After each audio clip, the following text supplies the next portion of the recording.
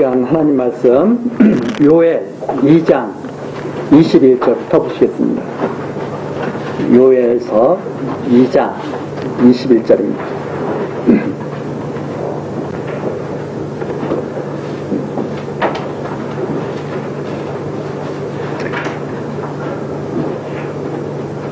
땅이여 두려워 말고 기뻐하며 즐거워할지어다.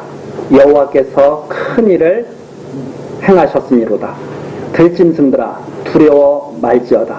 들에 풀이 싹이 나며 나무가 열매를 맺으며 무화과 나무와 포도나무가 다 힘을 내는도다. 시온의 자녀들아 너희는 너희 하나님 여호와를 인하여 기뻐하며 즐거워할지어다. 그가 너희를 위하여 비를 내리시되 이른 비를 너희에게 적당하게 주시리니 이른 비와 늦은 비가 전과 같을 것이라. 마당에는 밀이 가득하고 독에는 새 포도주와 기름이 넘치리로다. 내가 전에 너희에게 보낸 큰 군대 곧 메뚜기와 늑과 황충과 팥종이의 먹은 횟수대로 너희에게 갚아주리니 너희는 먹되 풍족히 먹고 너희를 기이 대접한 너희 하나님 여호와의 이름을 찬송할 것이라. 내 백성이 영영이 수치를 당치 아니하리로다. 그런즉 내가 이스라엘 가운데 있어 너희 하나님 여호와가 되고 다른 이가 없는 줄을 너희가 알 것이라. 내 백성이 영영이 수치를 당치 아니하리로다. 27절까지 내용입니다. 우리 전 시간에 이 부분 살피다가 마쳤습니다. 이제 이 요엘서 전체 내용 속에서 우리가 다음 나오는 내용들도 잘 이해를 해야 되기 때문에 전체 내용을 한번 보면 메뚜기 재앙이 온 거죠. 메뚜기 재앙이 왔는데 이 메뚜기 재앙을 통해서 요엘 선지자에게 하나님이 말씀을 선포하게 하십니다. 너희들이 이 재앙을 바르게 이해해야 된다.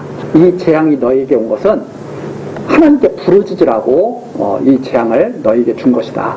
이렇게 하면서 전시에 나오죠. 옷을 찢지 말고 마음을 찢고 돌아와라. 그러면 여호와께서 이 재앙을 다 이기게 하시고 그리고 회복하도록 그렇게 해주신다 하는 그런 내용이 지금 쭉 전개되고 있었습니다. 그러면서 여호와께서 회복에 대한 약속을 지금 하고 계시는 거죠. 자기 땅을 위해서 중심이 뜨거우시고 그 백성을 긍휼히 여기실 것이다. 여호와께서 그 마음을 찢는 그 백성, 마음을 찢는 그 백성을 긍휼히 여기실 것인데 하나님께서 재앙을 갖다가 다 떠나도록 그렇게 해주실 것이다. 그게 20절에 나오죠. 내가 부평군대를 너에게서 멀리 떠나게 하며 메마르고 적막한 땅으로 쫓아내리니 그 정군은 동해로 후군은 서해로 들어갈 것이다. 완전히 메뚜기 재앙을 다 사라지도록 하나님께서 그렇게 하시면서 하나님이 큰 일을 행하셨다. 그래서 20절에도 나오죠. 이는 큰 일을 행하셨습니다. 하시리라. 큰 일. 뭐가 큰 일이냐? 이 메뚜기 쫓아내는 게 큰 일이 아니죠. 어떤 게 큰 일이라면 메뚜기 쫓아내는 것은 겉으로 보이는 큰 일이고 진짜 큰 일은 어떤 일이냐면 하나님을 떠났던 하나님 백성들이 다 마음을 찢고 돌아오게 하신 일이죠. 하나님께로 다 여호와께로 돌아오게 하신 일. 언약하신 대로 정말 우리의 잘못된 것을 다 고치시고, 그렇죠? 오늘 참 중요한 내용이 고민하는 중요한 내용이 나오는데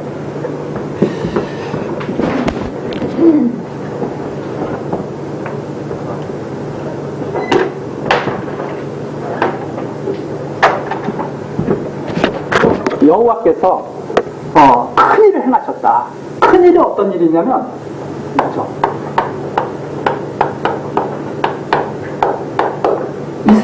이스라엘이 이제 아브라함으로부터 이제 시작된다 그러면 아브라함에게 하나님께서 이 복을 주셨는데 하나님을 믿는 아브라함에게 하나님이 복을 주셨죠. 하나님 복을 주셔가지고 믿게 하셨다는 말입니다. 아브라함을. 그런데 아브라함 자손에게도 그러고 내가 너 후손에게도 내가 복을 주겠다 말씀하셨거든요. 그런데 이 이스라엘 백성들은 하나님을 믿지를 않아요. 잘 믿는 것 같지만 우리가 잘 아는 것처럼 모세를 통해서 율법을 주셔가지고 하나님 믿지 않는 족속이라는 것을 알게 하신 거죠. 하나님을 잘 믿으면 율법을 잘 지켰어야 될 거 아닙니까? 완전히. 그런데 하나님 믿는 백성이 아니에요. 그래서 쭉 해서 결국 망하다가 지금 어디까지 왔냐면 유엘 선지자 있는 데까지. 유엘 선지자까지 왔는데 이 유엘 선지자가 메뚜기 재앙 딱 하나님께서 보내시고 나서 유엘 선지자에게 이걸 전해라. 이러니까 백성들이 마음을 찢고 하나님께로 돌아오도록 이렇게 역사를 지금 하나님께서 하신 거죠. 이 하나님이 어떤 일을 하셨냐면 큰일을 하십니다. 큰일. 아브라함에게 복 주신 하나님이 그 자손들도 하나님 믿도록 하시는 큰일을 하나님이 행하신 거죠. 그 큰일을 행하신 하나님께서 다 회복되게 하시는데 들짐승들도 회복되게 하시고 무화과 나무, 포도나무가 다 힘을 내게. 그래서 23절 시온의 자녀들아 너희는 너희 하나님 여호와로 인하여 기뻐하고 즐거워하자. 하나님께서 언약을 그대로 지키셔서 율법 아래에서 다 죽을 수밖에 없는 백성들을 다 구원하신다는 겁니다. 큰일을 행하셨다. 그러면서 적당한 때 은혜 주실 것이다. 너에게 적당한 때 은혜 주실 것이다. 마당에는 밀이 가득하고 독에는 새포도와 기름이 넘치도록. 이게 다 지금 구약시대 때 그림자적으로 보여주시는 그런 내용들이죠. 회복시켜 주시는 내용을.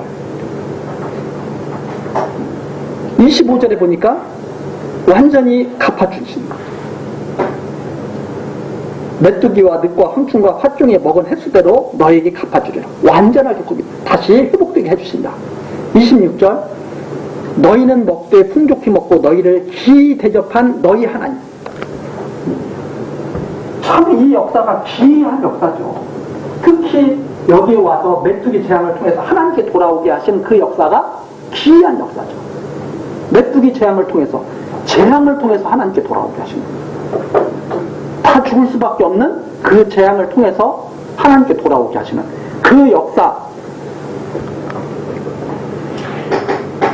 하나님을 찬송하라. 그러면서 뭐라고 말씀하시냐면 이 백성이 영영이 수치를. 그러면 이 백성은 어떤 백성이냐? 하나님의 큰일로 하나님께 마음을 짓고 돌아온 백성이거든요. 그래서 회복된 백성이거든요. 그 전에는 옷만 찢었어요. 백성들이. 그냥 옷만 찢어. 옷만. 겉모습만 변해. 그런데 이 백성은 어떤 백성이냐면 이제 마음을 찢는 백성이죠. 그 백성들에게 하나님이 온전한 회복을 다 이루어주게 하시는 거예요. 그래서 영영이 수치를 당치 아니하게 하시더라. 그래서 27절입니다. 그런즉 내가 이스라엘 가운데 있어 너희 하나님 여호와 가지고 이 백성은 어떤 백성이거든요. 완전히 하나가 된 백성이에요. 하나님과 이제는 하나가 되는 백성. 그래서 너희 하나님 여호와가 되겠다 나는. 이게 완전히 회복된 모습입니다. 너희 하나님 여호와 가지고 다른 이가 없는 줄을 너희가 알 것이라. 그래서 하나님밖에 없다는 사실을 아는 이 백성이 영영이 수치를 당하지 아니할 것이다 이 말입니다. 여기까지가. 그러면 이게 어떤 일이냐면 이제 회복된 것입니다.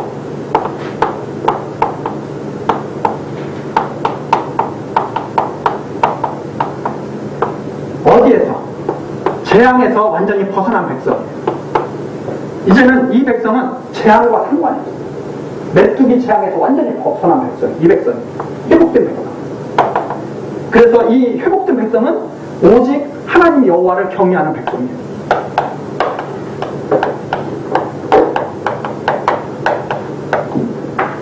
마음을 찢고 하나님께 돌아와 경외하는 이 백성이에요. 여기까지가 이 내용입니다. 그 다음에 28장으로 넘어가는데 이것을 가지고 지금 여기까지 온 거 아닙니까? 이것을 가지고 무엇을 약속하시느냐? 바로 여호와의 날과 이스라엘의 구원에 대해서 말씀하고 계신다. 이거 역사적 사실이죠. 구원의 역사에 대해서 말씀하고 계시는데, 우선 첫 번째 여호와의 신을 부어주신다고 하는 내용입니다. 이제 이런 것들을 잘못 이제 이해하게 되면 잘못된 그런 이제 신앙들을 하게 되는 거죠. 여기서 보면 28절 그 후에라는 것은 뭐냐? 꼭 이 뒤에 이런 의미라기보다는 그 후에 무슨 일이라면 이제 새롭게 시작되는 역사예요. 새롭게 시작되는 역사. 그래서 그 후에 그래서 어떤 때가 되면 내가 내 신을 만민에게 부어주리니 내가 내 신을 만민에게 부어주리니 너희 자녀들이 장래일을 말할 것이며 너희 늙은이는 꿈을 꾸며 너의 젊은이는 이상을 볼 것이며 그때 내가 또 내 신으로 남종과 여종에게 부어줄 것이며 내가 이적을 하늘과 땅에 베풀리니 곧 피와 불과 연기 기둥이라. 여호와의 크고 두려운 날이 이르기 전에 해가 어두워지고 달이 핏빛같이 변하려니와 누구든지 여호와의 이름을 부르는 자는 구원을 얻으리니 이는 나 여호와의 말대로 시온산과 예루살렘에서 피할 자가 없을 것이요 남은 자 중에 나 여호와의 부름을 받을 자가 있을 것입니다. 이 내용입니다. 이 내용이 또한 많은 오해를 또 불러일으키고 잘못해 여기서 이제 나온 것들이 뭐 그런 거죠. 뭐 오순절 신학도 나오고 뭐 이른비 늦은비 나오잖아요. 늦은비 신학 뭐 이런 것들 해가지고 막 사람들로 하여금 혼란스럽게 한 거예요. 이게 무슨 내용이냐 이 말입니다. 이게 무슨 내용이냐. 우선 이걸 우리들이 이게 이제 뭐 성령론을 보면 이제 뭐 기독론도 있고 성령론도 있고 여러 가지 이제 신학의 그런 가르치는 분야가 있죠. 그래서 사실 아주 중요한 내용인데도 이게 많은 오해를 가지고 있는 것이 바로 하나님의 말씀을 처음부터 이렇게 쭉 하지 이게 무슨 말씀인지 잘 이해를 못하기 때문에 이 부분만 가지고 좋은 대로 막 해석을 하는 거예요. 근데 그게 아니라 우리는 성경 전체에서 이게 무슨 말씀인가를 잘 이해를 해야 됩니다. 자, 이렇게 회복됐어요.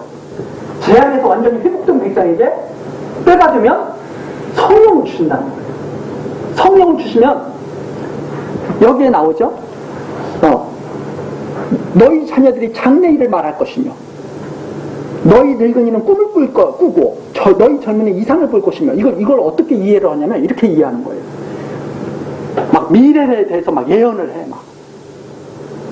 그러니까 장래 꼭 점쟁이처럼 그런 뜻이 아니라 사람들이 완전히 싹 바뀌어버리는 거예요. 어떤 것을 이제 이렇게 회복된 백성들에게 하나님께서 성령을 딱 주실 때가 있어요. 성령을 주실 때가 있으면 그 성령을 받은 사람들은 다 변화하게 돼.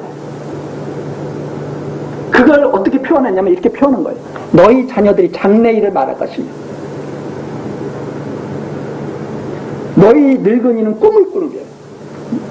그죠? 젊은이들이 지금 어떤 상태냐면 요즘 젊은이들 보면 꼭 그런 거죠.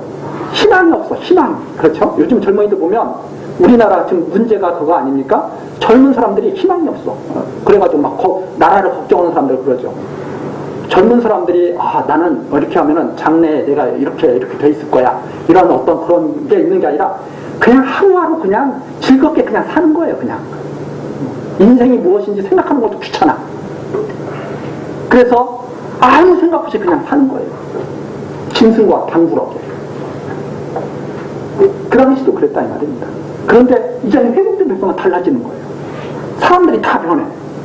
어떻게 변하냐면 이렇게 변해요. 그거 표현한 거예요. 장래일을 말하고. 조금 성경적으로 좀 더 해석을 보태자면 하나님이 장차 어떻게 할 것인가를 막 사람들이 소망을 갖기 시작해요. 나이 든 사람들도 내가 무슨 꿈이 있어 이러는 게 아니라 나이 든 사람들도 다 소망을 속에 살게 돼요. 바로 그런 내용이죠. 젊은이는 이상을 볼 것이며.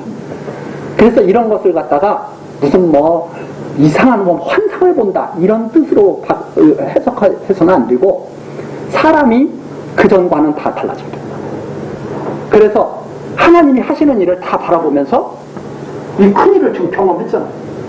하나님이 하시는 일을 다 바라보면서 소망을 갖게 되고 하나님을 믿게 되는 그런 사람들로 다 변한다 이 말입니다. 그때 내가 또 내 신으로 남종과 여종, 그때는 차별이 없다. 남종이라고 해서 받고 여종이라고 해서 안 받고 그런 게 아닙니다.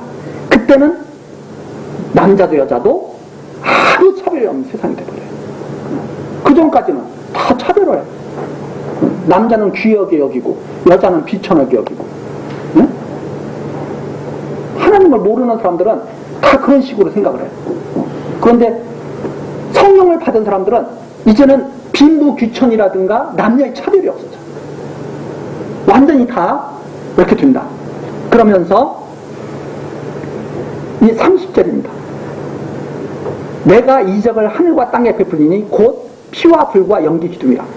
29절하고 30절하고 이게 내용이 쭉 이어지지만 29절까지가 부어준다는 내용이고 성령을 부어준다는 내용이고 30절서부터는 이제 무시무시한 여호와의 날이 임한다는 뜻입니다. 그래서 여호와의 날이 크고 두려운 날이 이르기 전에 해가 어두워지고 달이 핏빛같이 변하다. 여호와의 크고 두려운 날이 이르기 전에 징조가 있어요. 그게 바로 해가 어두워지고 달이 핏빛같이 변하는 거예요. 예수님께서도 막 천지가 흔들린다고 했거든요. 그런 놀라운 여호와의 날이 임할 거예요. 그러면 그 날이 임하기 전에 뭐가 오냐면 성령이 옵니다. 성령. 이 백성에게 성령이 임하게 되는 거예요. 여호와의 날이 임하게 되는 거예요. 그리고 성령이 임하고 이 백성들이 성령이 임해서 하나님과 완전히 하나가 됐을 때 그때 이제 마지막 여호와의 날이 이제 임한다. 여호와의 날.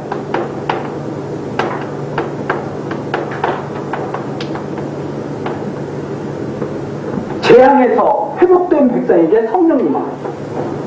그리고 나서 여호와의 날이 이제 올 것이다. 이 말입니다.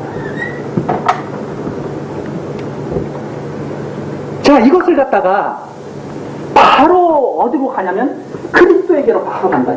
그리스도에게로 가가지고 바로 지금으로 바로 이렇게 딱 연결시켜버리죠. 그런데 이것을 어디에서 일단 딱 멈춰야 되냐면 그리스도에게서 완전히 시작돼. 이거 그리스도로 말미암아 새롭게 시작되는 그 일로 그러면 이 구약의 모든 내용은 어디까지냐? 여기서 딱 멈춰야 돼. 다 멈춰야 돼. 구약의 모든 내용 여기서 딱 멈춰야 돼. 그런데 이 요엘 선지자의 이 내용이 바로 오순절 성령으로 간다 이 말입니다. 이제 그리스도께서 죽으시고 부활 승천하신다고 한 다음에 성령이 이제 임하거든요. 오순절 성령이 임하거든요. 근데 이것이 바로 이리 가면 안 되고 요엘 선지자의 이 내용은 구약에서 완전히 이루어지고 그림자적으로 그 내용이 새롭게 오순절 성령으로 해석돼야 된다. 그걸 해석한 내용이 사도행전에 나오는 거죠. 자, 그러면 사도행전에 가서 한번 보겠습니다. 사도행전 2장.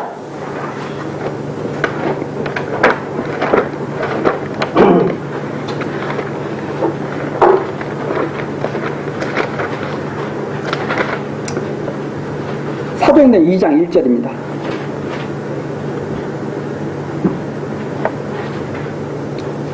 자, 오순절 날이 이미 이름에 저희가 다 같이 한 곳에 모였더니 예수님께서 부활 승천하시기 전에 성령을 보내시겠다고 말씀을 하셨거든요. 그게 이제 요한복음에도 나오고 쭉 나오죠. 나오는데 2장 1절 오순절 날이 됐어요. 오순절 날이 이미 이름에 저희가 한 곳에 다 모였더니 호련히 하늘로부터 급하고 강한 바람 같은 소리가 있어 저희 앉은 온 집에 가득하며 불의 혀같이 갈라지는 것이 저희에게 보여 각 사람 위에 임하였더니 저희가 다 성령의 충만함을 받고 성령이 말하게 하심을 따라 각기 말하게 하심을 따라 다른 방언으로 말하기를 시작하더라. 갑자기 성령이 임하니까 방언이 막 터지기 시작한 거예요. 그렇죠? 다른 방언으로 말하기 시작하는 거예요. 5절, 그때 경건한 유다인이 천하 각국으로부터 예루살렘에 우거하더니, 이제 오순절날 명절날이니까 유대인들이 마치 우리나라식으로 말하자면 추석 때 각 고향으로 다 돌아가는 것처럼 명절에 각지에 흩어져 있는 유대인들이 다 예루살렘으로 왔다 이 말입니다. 로마에 살고 있던 사람들, 뭐 다른 데서 살고 있던 사람들이 다 예루살렘으로 모이는 거예요. 자, 모였습니다. 우거하더니 이 소리가 나매 큰 무리가 모여 각각 자기의 방언으로 제자들의 말하는 것을 듣고 소동하여 다 놀라 기이 여겨 이르되, 보라, 이 사람이, 이 말하는 사람이 다 갈릴 사람이 아니냐? 거기에 모여있는 사람들이 다 갈릴 사람. 예수님이 부활 승천하시면서 제자들에게 내가 갈릴리에 가서 너희들을 만나리라 그랬거든요. 갈릴리 사람들, 정말 비천한 취급을 받던 사람들이죠. 이 갈릴 사람들이 아니냐? 그러면서 8절입니다. 이 방언이 어떤 방언이지? 오순절 성령이 임했던 때의 방언이 어떤 방언인지 아주 잘 나와 있죠. 우리 각 사람의 난 곳 방언으로 듣게 해주는 것이 어찌미뇨?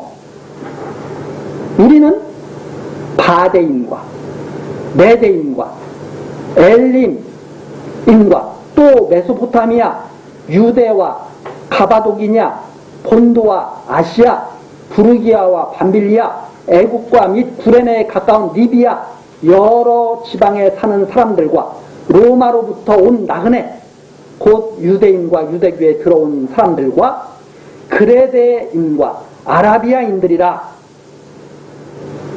각지에 흩어져 있던 유대 사람들이 다 온 거예요. 그런데 우리가 다 우리의 각 방안으로 하나님의 큰 일을 말함을 듣는다.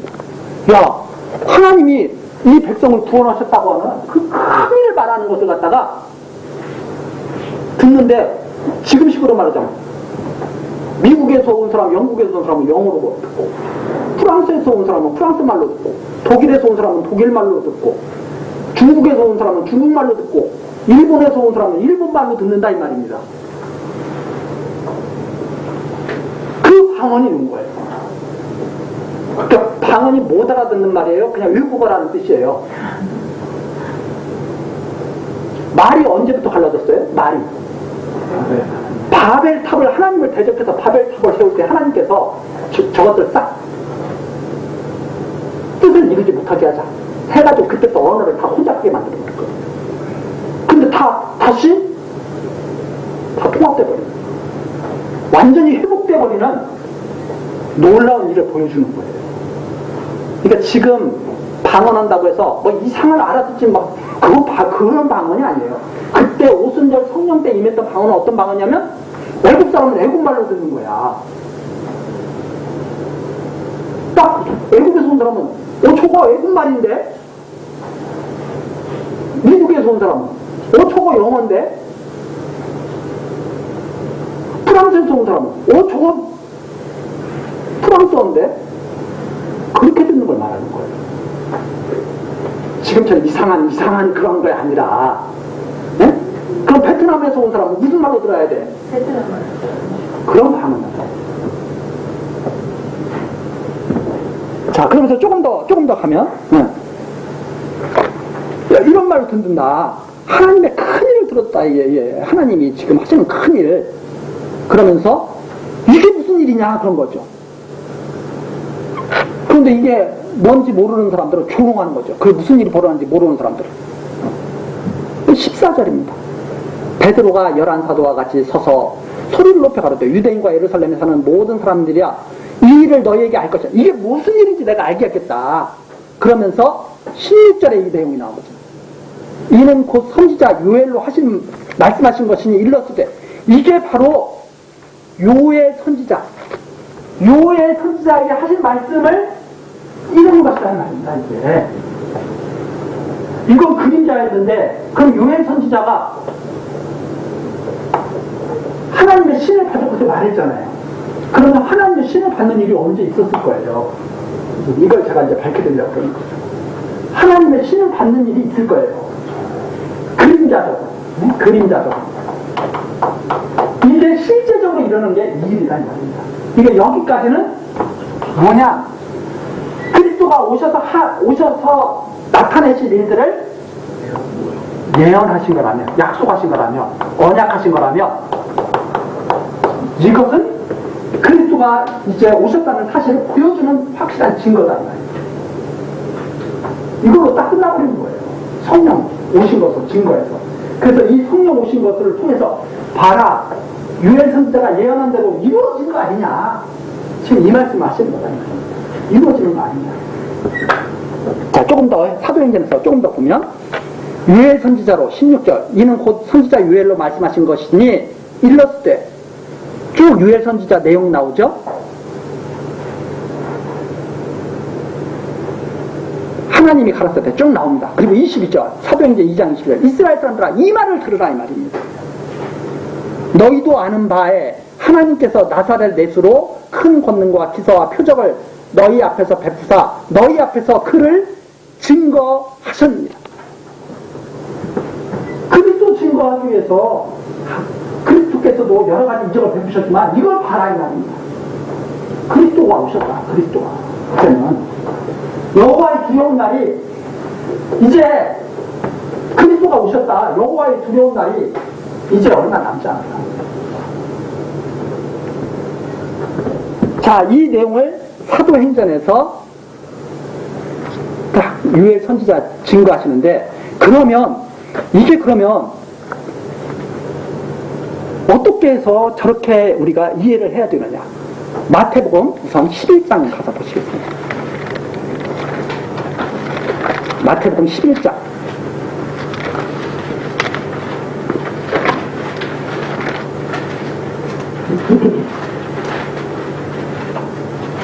11장 13절입니다. 마태복음 11장 13절 모든 선지자와 및 율법에 예언한 것이 요한까지니 만일 너희가 즐겨 받을진대 오리라 한 엘리야가 곧 이 사람이라 귀 있는 자는 들을지어다 그랬거든요. 예수님께서 그리스도가 오기 전에 하나님께서 약속하신 엘리야를 보내시겠다고 약속해 주셨거든요. 그리스도가 오셨어요. 그게 바로 누구냐면 세례 요한이다. 예수님께서 해주신 말씀입니다. 엘리야를 보내겠다고 했는데 너희들이 세례 요한을 엘리야로 받으면 엘리야 모든 선지자와 구약의 마침이 여기까지다. 여기까지 모든 선지자와 구약의 마침이 여기까지다. 그리고선 엘리야로 딱 보시면서 새 시대를 열기하신 거예요. 엘리야가 그리스도가 왔다 증거하고 딱 선지자의 모든 사명을 딱 끝마치잖아요. 나는 쇠하고 그는 항아야 하리라 하고서 딱 맞췄다는 겁니다. 이제는 이것이 그리스도로 인해서 새롭게 쫙 차는 새 시대가 열리는 거예요. 세례 요한으로 인해서 구약 모든 시대는 다 마감이 되는 거예요. 예, 율법도 마감이 되고 다 마감이 되는 거예요. 그러면 유엘 선지자가 이런 거죠. 그 후에 남종이나 여종이나 젊은이나 늙은이나 할 것 없이 내가 힘을 부어주겠다. 그러면 이 유엘 선지자가 예언한 것이 그 다음에 유엘 선지자가 불과 뭘 보내겠다. 그럼 저 마지막 10단까지 막아. 그래가지고 사람들이 구약에 가는 것을 가지고 신약에 있는 것을 갖다가 막 예언을 한다 이 말입니다. 근데 착각한 거예요. 어떻게 왜 그랬냐? 이 모든 것은 그리스도에게로 다 통일돼야 되거든요. 모두가 그리스도에게로 통일되고 그리스도로부터 다시 시작돼야 되거든요. 그리스도가 죽고 살아남으로 말미암아서 완전히 세계가 바뀌어야 되거든요. 그런데 이 그리스도에게로 통일되지 않고 그냥 건너뛰어버리는 거예요. 막 건너뛰어버리는 거예요. 그러다 보니까 그게 무슨 내용인지도 모르고 막 해버리는 거죠. 그러면 자, 언제 이루어지는 거냐? 한번 우리가 보겠습니다. 자, 요엘서 다시 돌아가셔서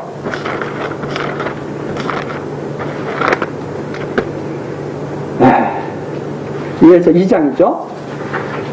자, 신을 부어주겠다. 이 내용이 요엘서에만 나오는 게 아닙니다. 사실은 다른 선지자에게 선지서에도 이 내용들이 나오는데 많이 다 찾아볼 수는 없고 제가 우선 한번 이사야 찾아보겠습니다. 이사야 44장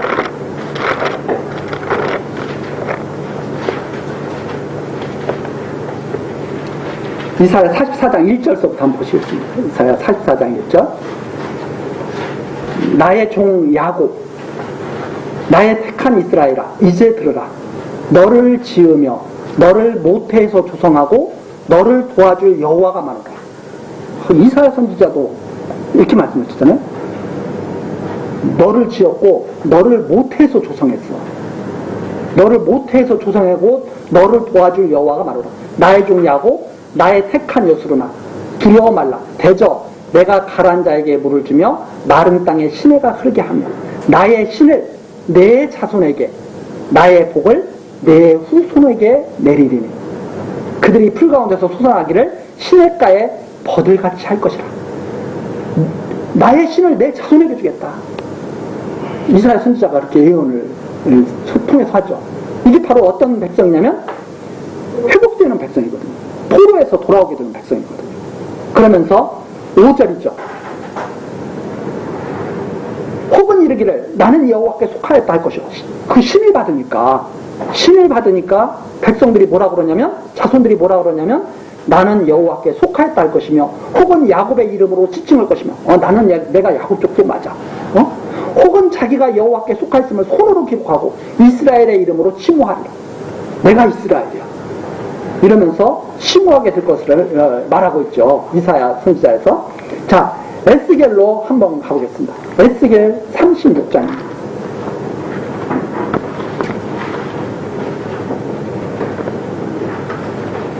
에스겔 36장 16절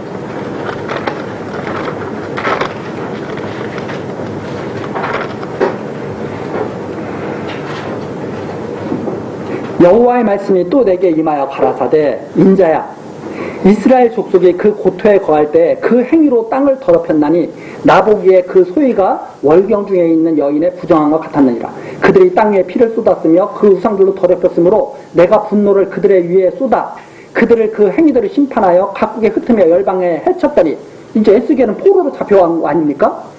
이사야는 포로로 잡혀오기 전에 예언한 거고 에스겔은 포로로 잡혀왔어요. 포로로 잡혀와가지고 하나님께서 하신 말씀이 내가 너희들 다 흩어버린 거야. 20절이죠. 그들의 이른바 열국에서 그 열국에서 내 거룩한 이름이 그들로 인하여 더러워졌나니 그 사람들이 그들을 가리켜 이르기를 이들은 여호와의 백성이라도 여호와의 땅에서 떠난 자라 하였습니다. 그리고 사람들이 다 비웃어요. 쟤네들이 여호와의 백성이라고 그러더니 다 포로로 잡혀와가지고 이렇게 바벨론 치하에서 다 아주 우스꽝스럽게 살고 있는 거죠. 다 죄악 권세 아래서. 그렇죠? 21절. 그러나 이스라엘 족속이 들어간 그 열국에서 그 죄악이 가득한 그 바벨론 치하에서 더럽힌 내 거룩한 이름을 내가 끊는. 근데 하나님이 당신의 이름이 더럽혀지는 것을 갖다가 너무 안타까워 하시는 거예요. 하나님의 백성들이 죄악 권세에 사로잡혀가지고 다 포로로 잡혀가서 살고 있는 그 모습을 보면서 다 비웃고 있는데 하나님은 그게 너무나 속상하신 거예요. 22절. 그러므로 너는 이스라엘 족속에게 이르기를 주 여호와의 말씀에 이스라엘 족속아 내가 이렇게 행함은 너희를 위함이 아니요 너희가 들어간 그 열국에서 더럽힌 나의 거룩한 이름을 위함이라. 하나님이 당신의 거룩한 이름이 더럽혀지는 것을 갖다가 더 이상 볼 수가 없으신 거예요. 그래서 23절. 열국 가운데서 더럽힘을 받은 이름 곧 너희가 그들 중에 더럽힌 나의 큰 이름을 내가 거룩하게 할지라. 내가 그들의 목전에서 너희로 인하여 나의 거룩함을 나타내리니 열국 사람이 나를 여호와인 줄 알리라. 나 주 여호와의 말이니라. 내가 너희를 열국 중에서 취하여 내고 열국 중에서 모아 데리고 고토에 들어가서 회복시켜서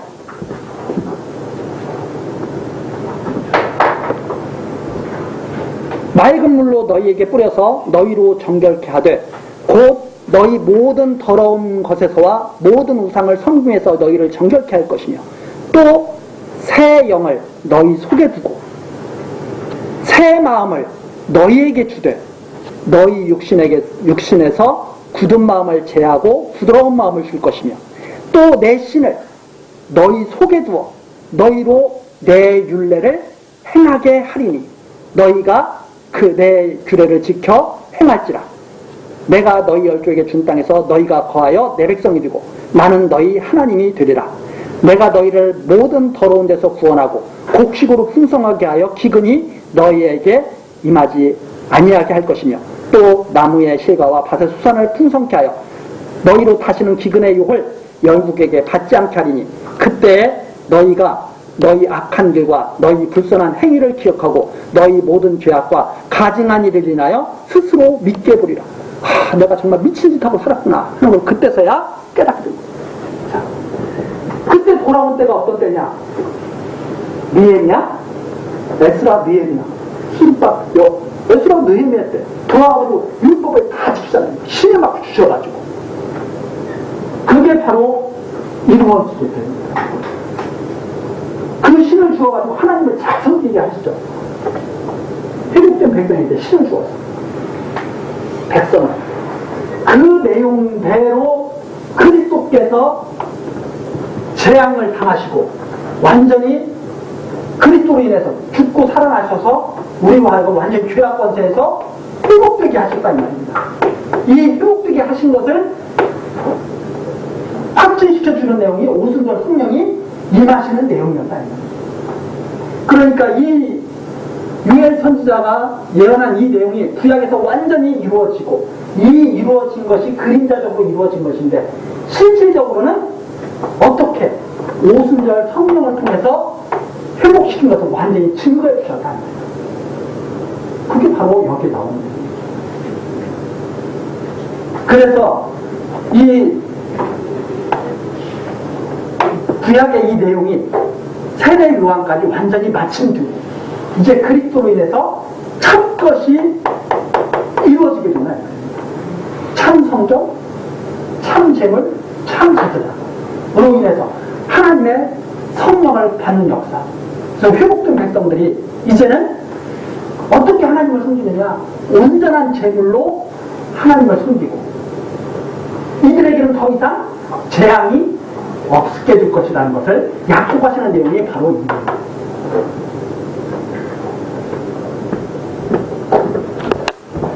그러니까 이것은 완전한 이제 오순절 성령이 임한 것은 그대로 한 번으로 딱 증거가 유엘 선지자가 예언한 대로 증거가 딱 된 거예요. 이 내용이 이제는 한 번 증거를 해줬게 됩니다. 자, 출애굽할 때 홍해바다 가르셨죠? 그거 한 번으로 딱 증거가 됐잖아요. 오순절 성령이 내리시는 거 사도행전에서 한 번 딱 증거가 됐잖아요. 그걸로 완전히 확정을 지어서 이루어집니다. 그래서 지금도 이런 오순절 성령을 잘못 이해해가지고 지금도 막 하는 그게 아니다. 그걸 믿는 백성들은 이제 그리스도로 인해서 완전히 하나님을 경외하며 살아가는 백성, 이 백성을 말하는 것이다. 이렇게 우리들이 정리를 할 수가 있습니다. 자, 그러면 이제 유엘로 다시 돌아와서 그렇게 되고 나면 뭐가 있느냐? 이제 여호와의 날이 시작입니다. 회복된 백성들이 이 성령을 다 받고 성령을 받은 자들은 이제 어떻게 하나님을 잘 섬기겠죠. 에스라와 느헤미야 때 돌아와가지고 하나님의 말씀이 뭐냐 도대체 우리에게 말씀을 전해달라 막 백성들이 막 요구를 하잖아요. 그래서 에스라와 느헤미야가 하나님 말씀이 이러고다 하고 쫙 전해주죠.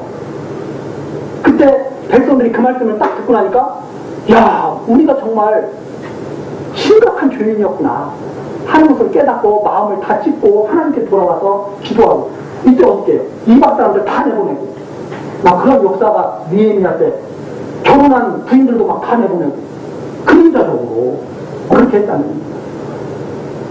왜 그 일이 이루어지느냐? 신을 받으니까. 여호와의 신을 받으니까. 그러면 성령을 받은 사람들이 이제 모든 더러운 것들을 다 없애버리겠죠. 뭘로 채워지느냐? 그리스도로 채워진다. 아, 우리는 그리스도만 있으면 돼. 근데 지금도 그리스도를 잘 모르는 사람들은 그리스도 있어야 되는데 다른 것도 있어야 돼. 이렇게 되죠. 응? 그렇죠? 자, 그리스도로 믿으면 다 끝난 거예요, 이제. 이게 하나님의 완전한 재물이에요. 근데 불완전한 재물을 또 드리라고 그러는 거예요. 또 무슨 소용이에요? 아니, 완전한 거 자, 은메달 10개 있으면 있는 게 좋아요? 금메달 하나 있는 게 좋아요? 은메달하고 금메달하고는 비교가 될 수 없어요. 자, 금메달, 아무리 은메달이 많아도 금메달 하나 깎으면 그 사람은 최고야. 그리스도만 있으면 모든 것은 다 끝난 거예요. 근데 지금도 많은 사람들이 그리스도 말고 더 다른 게 필요하다고 찾는 거예요. 그래서 그러죠. 제가 이 말 하면은 잘 오해를 해가지고 자꾸 오히려 많은 사람들이 넘어질까봐 제가 흔한 두려운데 하지 말아야지. 다른 것을 자꾸 강조하는 것은 그리스도를 무너뜨리는 일이에요. 그리스도를 무너뜨리는 일이에요. 아니, 우리는 그리스도 한 분만으로 충분하지.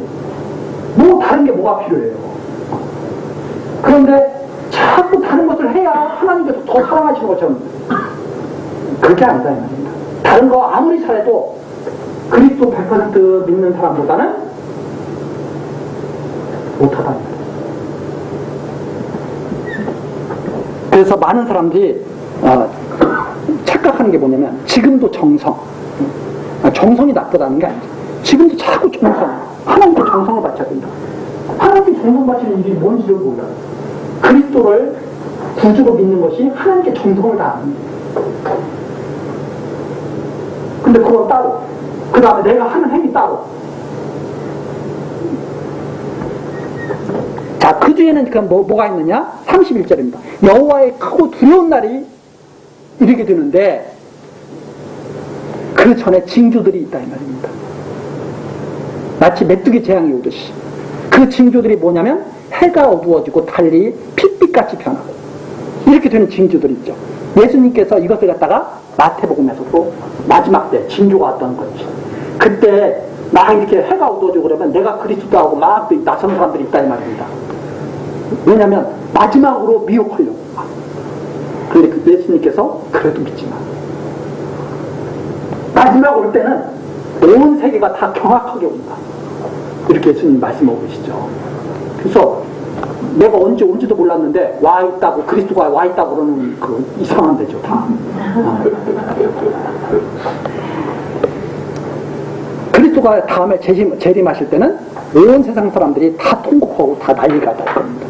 바로 이제 그 두려운 날이 임하기 전에 여러 가지 징조들이 나는데 그러면 구원을 어떻게 받느냐 이 말입니다. 그 구원을 어떻게 받느냐는 말이 2장, 요엘 2장 가서 한번 보시겠습니다. 요엘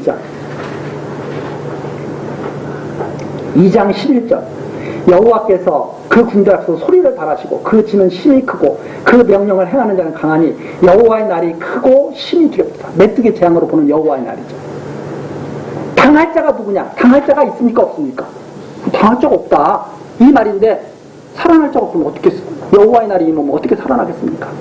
거기에 대한 답변이라고 볼 수 있습니다. 32절 누구든지 여호와의 이름을 부르는 자는 구원을 얻으리니 여호와의 이름을 부르는 자는 구원을 얻으리니 이는 나 여호와의 말대로 시온산과 예루살렘에서 피할 자가 남을 것이요 남은 자 중에 나 여호와의 부름을 받을 자가 있을 것입니다. 남은 자 중에 이 남은 자죠. 바벨론 포로에서 돌아올 남은 자. 남은 자 중에 여호와의 이름을 부를 자가 있어요. 여호와의 이름을 부를 자가 딱 돌아오고 나면 이 남은 자가 딱 채워지고 나면 돌아오고 나면이 아니고 채워지고 나면 이 남은 자가 채워지고 나면 바벨론이 확 무너져요. 그리고 남은 자가 알고 돌아오게 하십니다. 돌아와서 여호와를 잘 경외하게 하십니다. 마지막 때도 그렇다. 남은 자가 있을 것이다. 그래서 이스라엘 남은 자가 있어요. 그런데 보면 이게 이제 구약을 우리가 잘 이해해 보면 로마서에서 사도 바울이 이방인의 때에 대해서 말했습니다. 그걸 우리들이 잘 알수 있습니다. 자, 유엘의 말한 대로 재앙이 임해가지고 예루살렘이 다 무너져 버리죠. 예루살렘이 다 무너져 버리는데 마음을 찢는 자들이 있어요. 그래서 남은 자들이 있는데 이 남은 자들이 바벨론 포로에서 하나님을 깨닫게 됩니다. 바벨론 포로 속에서 살면서 하나님의 여호와심을 깨닫게 되죠. 언약대로 이루시는 그분을 깨닫게 되죠. 그때 이 남은 자들을 보면서 그걸 배우는 이방인들이 있어요. 그 남은 자들이. 이게 이방인 때. 이게 이방인 세상이 되거든요. 이방인 세상. 완전히 바벨론에 의해서 예루살렘 다 쑥대밭했잖아요. 완전히 이방인 천지가 됐어요. 근데 이 남은 자들과 함께 돌아오는 이방인들이 있어요. 나중에 회복될 때. 이 수가 찰 때까지 하나님이 딱 정해놓으신 기간이 구약에서는 70년. 70년. 사도 바울이 딱 본 거예요. 아, 우리 백성이 돌아오기 위해서, 남은 자들이 돌아오기 위해서는 이방인들의 수가 차야되겠구나. 그 이방인들의 수를 채우기 위해서 자기가 이방인을 산 겁니다. 그래서 내가 왜 이렇게 복음을 너희들에게, 이방인들에게 내가 열심히 전하는 줄 알아? 왜 그런가 하면 이 수가 차야 하나님이 당신의 자녀들을 사랑해가지고 이스라엘을 불렀어요. 자녀를 먼저 불렀어요.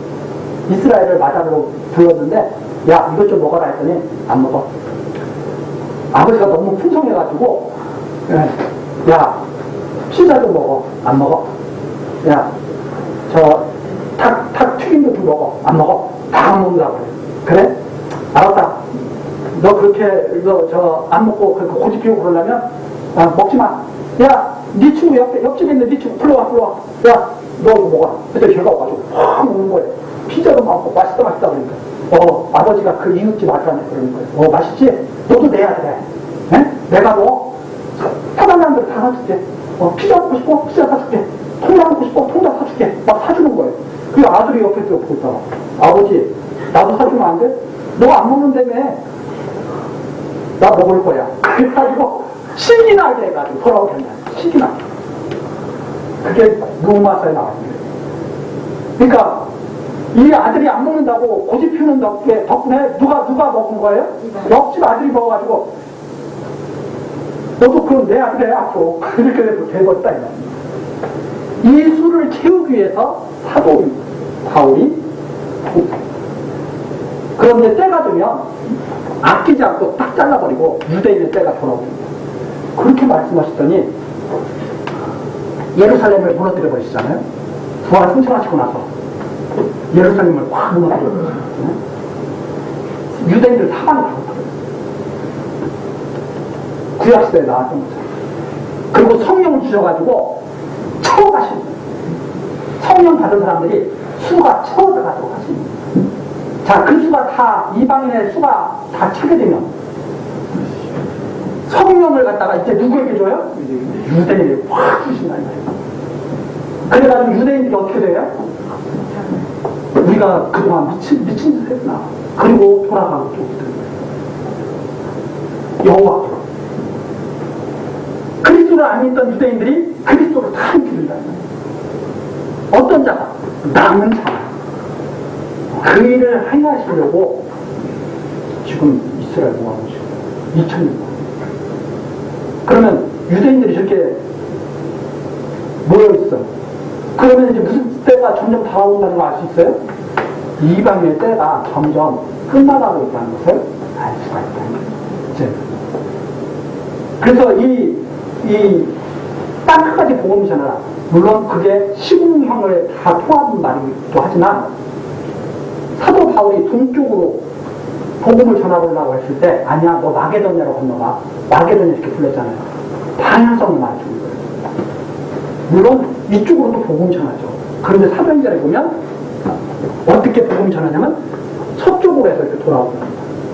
그래서 유럽 쪽, 아메리카 쪽, 그 다음에 우리나라 쪽으로 왔죠. 우리나라 쪽에서 중국으로 갔죠. 사실은 중국은 원래 복음을 먼저 들었던 그건 나예요. 그런데 복음의 방향성은 서쪽으로 해서 동쪽으로. 그래서 지금 이제 어디로 이제 들어가고 있느냐면 아랍, 이스라엘 쪽으로. 그러면 그게 완전히 딴 것까지 복음이 채워지는 그러한 모습으로 우리에게 나타나는 것이죠. 그러면 세상 끝이고 그게 언젠지는 하나님께서 정했습니다. 그때 누가 구원을 받느냐? 여호와의 이름을 부르는 자들이 구원을 받는다 하는 내용이 여기까지 나와 있고, 그것이 구약에서는 이스라엘 바벨론 포로로 인해서 완전히 그림자적으로 이루어진 일이고, 그리스도를 통해서 실제적으로 이제 이루어지는 역사적인 내용이 된 것이다. 이렇게 우리 정리를 할 수가 있습니다. 우리 다음 시간 이제 요에서 3장 내용부터 살피도록 하시겠습니다. 기도하시고. 사랑과 은혜가 충만하신 하나님 아버지, 주일 아침을 맞이하여 각처에 있던 우리들을 불러 모으시고 하나님 말씀을 들으며 생명의 힘을 얻게 하시니 감사와 찬송을 드립니다. 이 시간 우리들이 성령의 인도하심을 받는 것이 이미 예정된 하나님의 뜻이었음을 증거하시는 말씀을 들었습니다. 하나님께서 적당한 때 하나님의 은총을 베풀어 주시고 우리들로 힘있게 하시고 하나님을 찬송하면서 살아가도록 하나님 정해놓으셨습니다. 이제 그 뜻이 이 땅에 이루어지기를 우리들 소원합니다. 하나님의 기쁘신 뜻을 따라 살아가도록 역사하여 주옵소서. 우리로 하여금 감사가 넘치는 주의 백성 되게 역사하여 주옵소서. 예수 그리스도의 이름으로 기도드리옵나이다. 아멘.